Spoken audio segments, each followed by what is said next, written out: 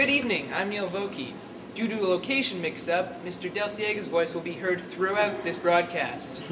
Our top story tonight involves the little blue booklets being passed out in your TA, maybe even as I speak. For more on this, we go to Fraser Rock. Fraser? Thanks, Neil. Yes, the students will be handed the booklets once a week, and their point is they're going to fill it out, whatever they did for that week, 150 minutes for physical activity or something like that, and I don't know what that is. That's 2.5 hours. That's a lot. It's mid-November. It's coming in a little late in the year to do that. I don't know why. It's raining, actually, so it is mid-November. And we caught up with some teachers. Here's their take on it.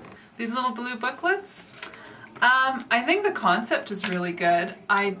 I'm not the idea of having a healthy lifestyle, obviously that's something we want all kids to pursue and teachers too. Put the ball away and get working out or you're cut. The grade 8s and 9s, for example, are supposed to be doing 30 minutes every day. Now that's a real challenge when that's put on you when you've already got your timetable set. In other words, students have their academic classes to go to, a whole bunch of other demands on their time. So in that regard, I think those booklets are a good start.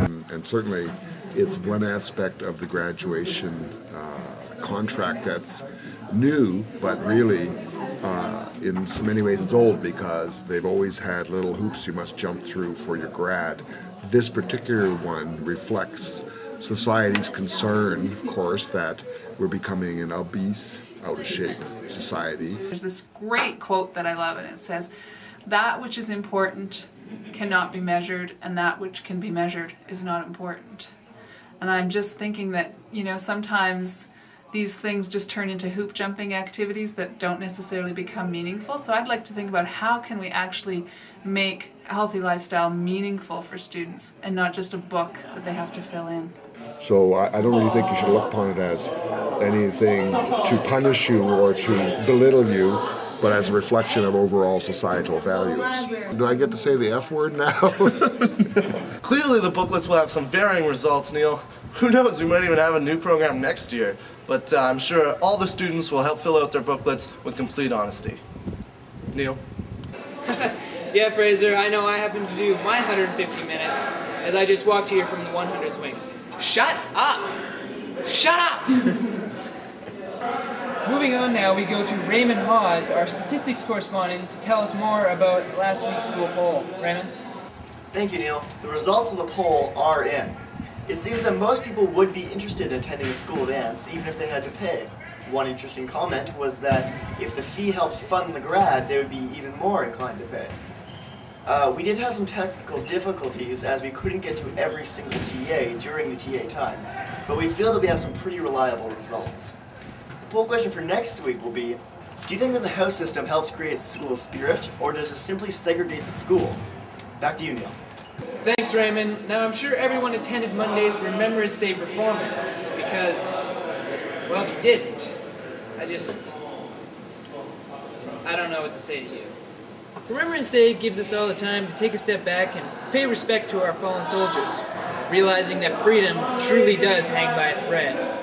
Of course, this was demonstrated in the performance by hanging one of the projectors by a single thread.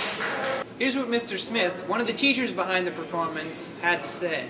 Just to have people recognize the fact that these things happen and to stop and actually remember the day. And I think we gave the message quite clear to all the people that were there. Changing pace now, we move on to a more cultural, more bilingual segment.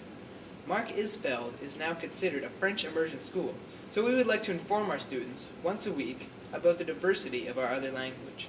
It's time for French Word of the Week. We go now to our French correspondents, Matt Henderson and Mr. Bishop.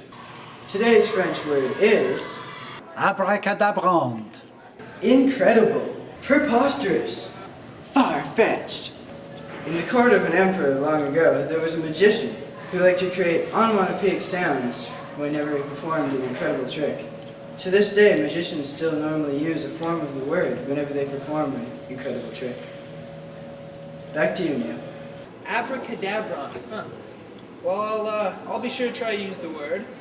But in the meantime, let's go over to sports with Tyson Bracken.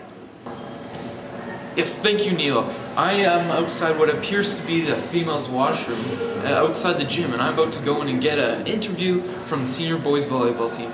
Come on, let's go.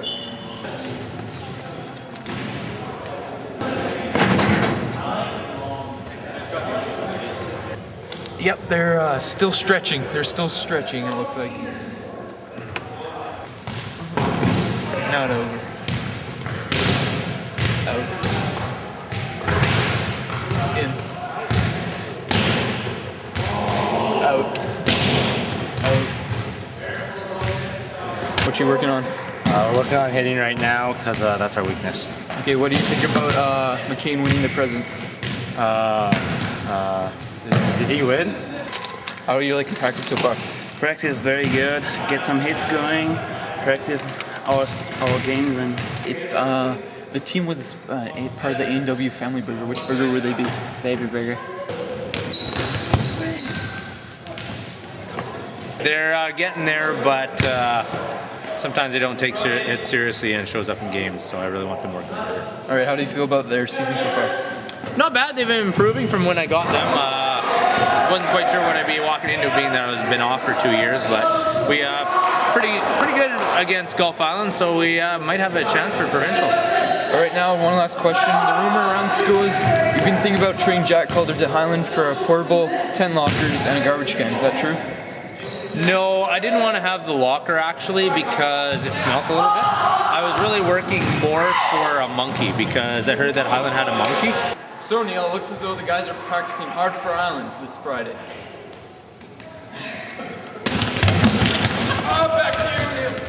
Well, if you haven't noticed, there was a small, inconspicuous box placed at the front of the library this week. This precious little gift is the MITV Suggestions Box. That's right, we would love to hear your suggestions on how we can make our show even better than it already is. So if you have an idea, don't hesitate to write it down, even though you probably won't receive any credit for it whatsoever. But enough about that. Let's go over to weather with our junior meteorologist, Kyle Wine. Kyle? Today, as you can see, it's not that rainy or sunny. It's in between. That's right, folks. It's cloudy. Look at it, okay? Yeah, not too great, is it? No. But on Tuesday, we're gonna have some sun, so get on your shorts and sandals and slap on the sunscreen on your nose. Thanks, Kyle. Well, that wraps up this week's episode of MITV, and that's my mama.